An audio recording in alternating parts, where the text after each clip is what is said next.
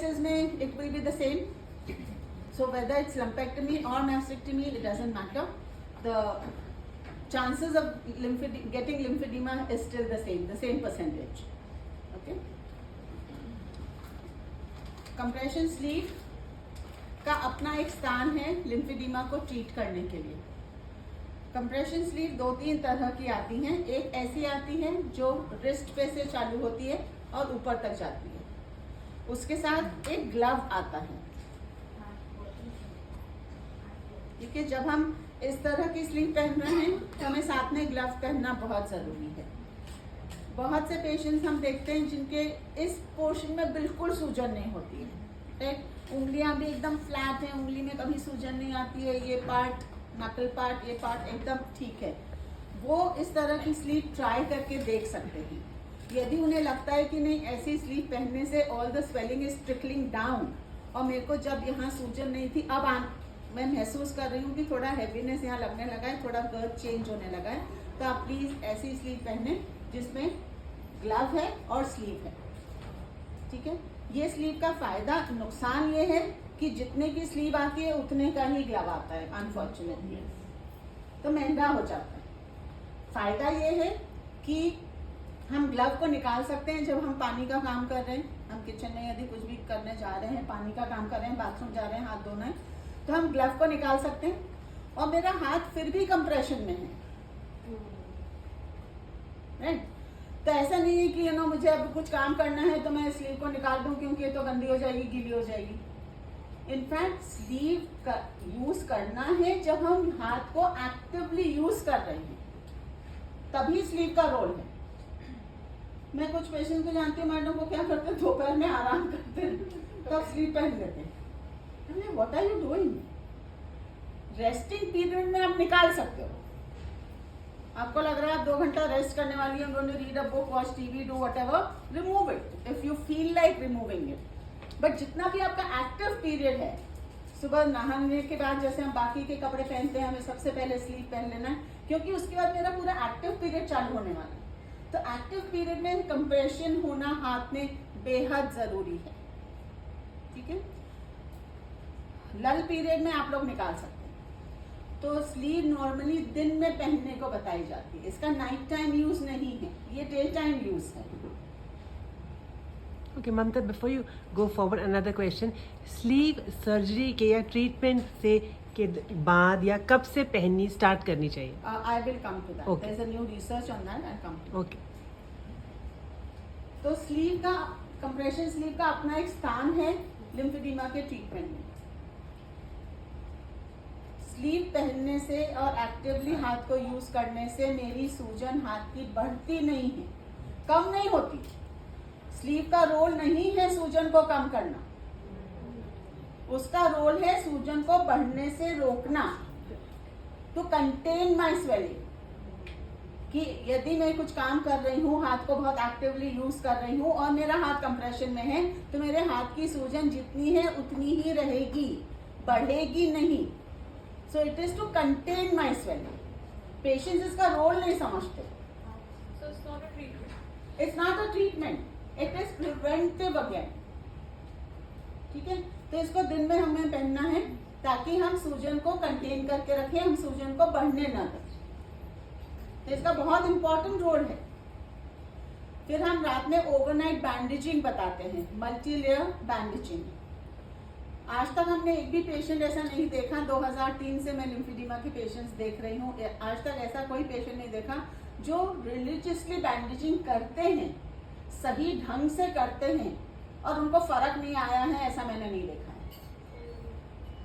ठीक है, तो बैंडेजिंग सूजन को कम करती है 100%.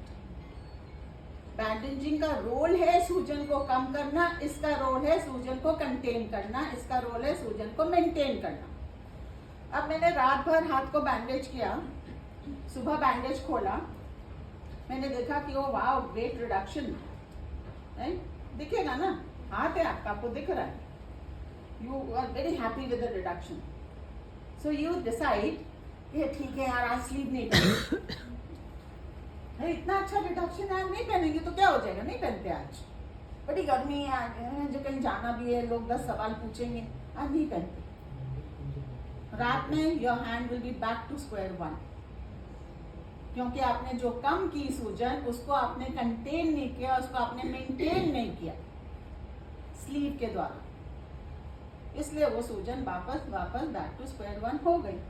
तो क्या फायदा हुआ आपका बैंडेज करने का?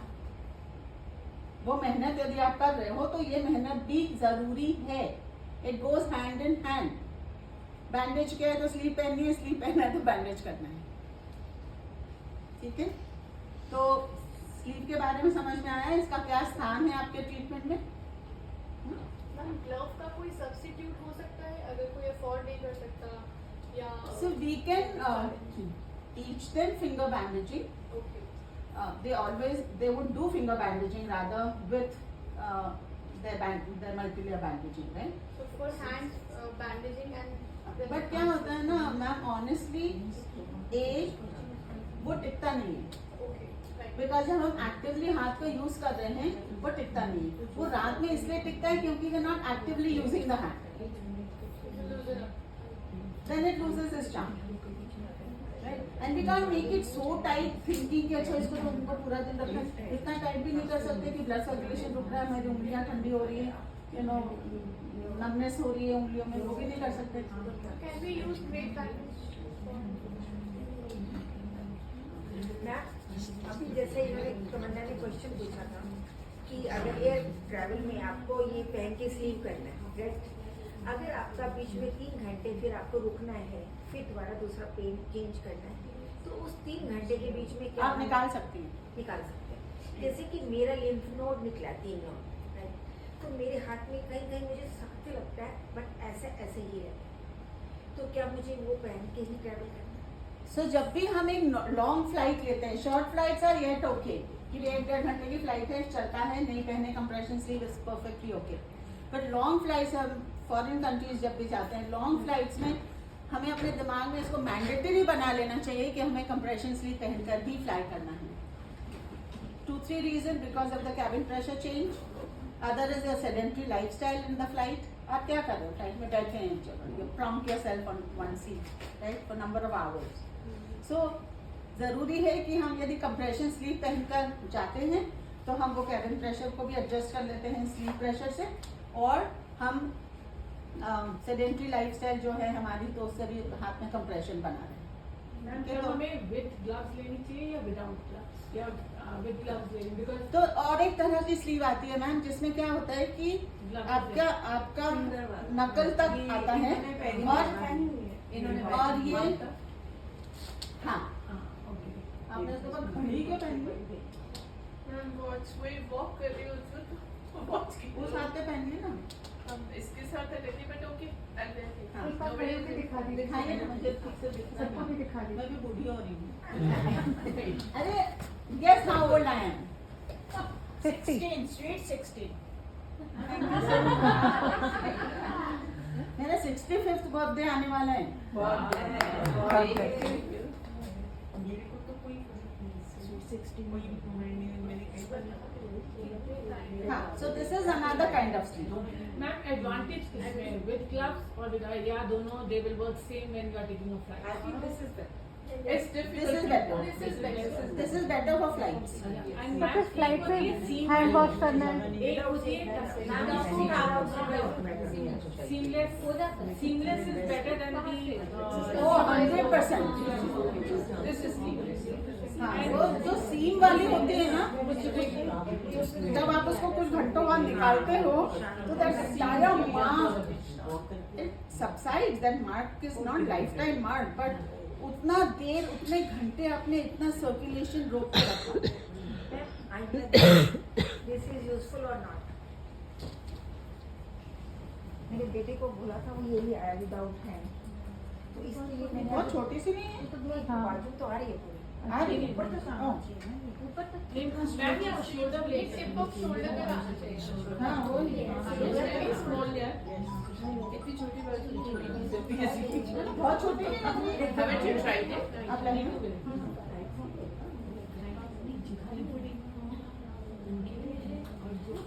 समझा क्या क्या ध्यान रखना चाहिए कंप्रेशन स्टॉकिंग से?